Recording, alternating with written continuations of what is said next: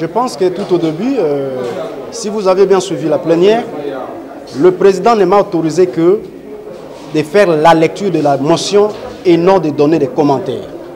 Je m'attendais pour qu'à la fin, qu'on me donne la parole pour que je démontre à l'opinion, je démontre à la plénière beaucoup de bavures commises par le ministre.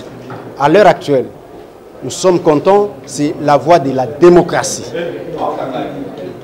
Quand on dit la démocratie, c'est la voie de la majorité. Le vin tiré, il faut le boire. Non, ça ne fait absolument rien. Mais c'est ça les jeux démocratiques. Ce n'est pas que des... Maman, on peut aller un peu plus loin. Avec le ministre de l'économie, n'a-t-il pas été de l'union sacrée?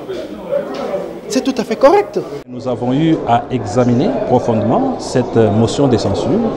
Nous nous sommes rendus compte que nos collègues nous ont laissés sous notre soif parce que nous aurions voulu connaître davantage ce qui se passe dans ce ministère. C'est un ministère important, vous le savez tous.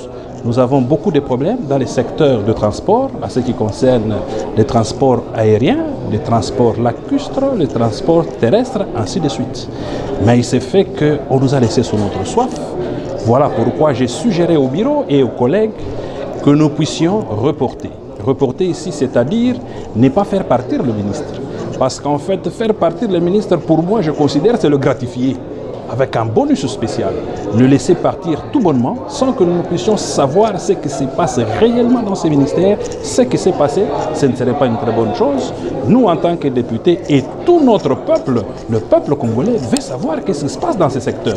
Comment ce secteur a été géré? Moi, j'étais contre la motion et j'ai expliqué la raison. Et je crois que mon collègue Anissé vient de dire lui-même, c'est la démocratie. Malheureusement, vous savez... Moi, j'ai pris la parole, j'ai dit que si on pouvait donner des cotes, le ministre Chéribé pouvait être parmi les 10 meilleurs. Je vous ai dit la raison.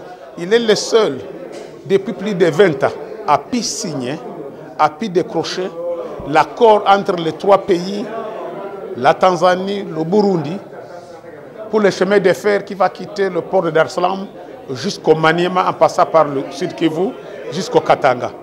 Deuxièmement, si vous parlez de transport en RDC, je les ai dit, les besoins en transport en commun pour la ville de Kinshasa, on a besoin de 5000 bus, mais aujourd'hui on a moins de 1000. Ce n'est pas le seul ministre, un simple seul ministre qui pourra décider pour ça, c'est le gouvernement.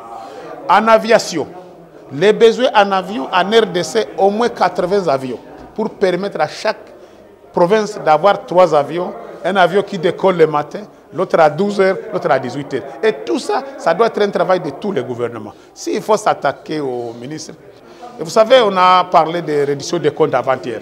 On a parlé des fonds miniers. Les fonds miniers, donc les fonds pour la génération future.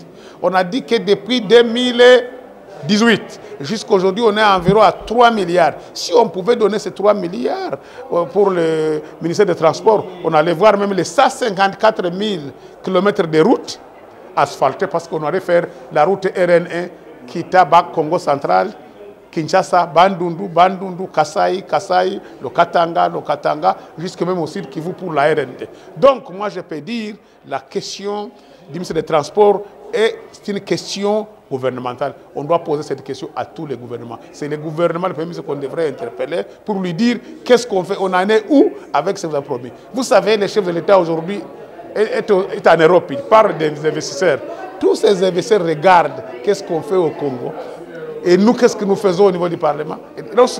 Un ministre qui vient de signer cet accord, on le chasse, on n'aura pas de confiance.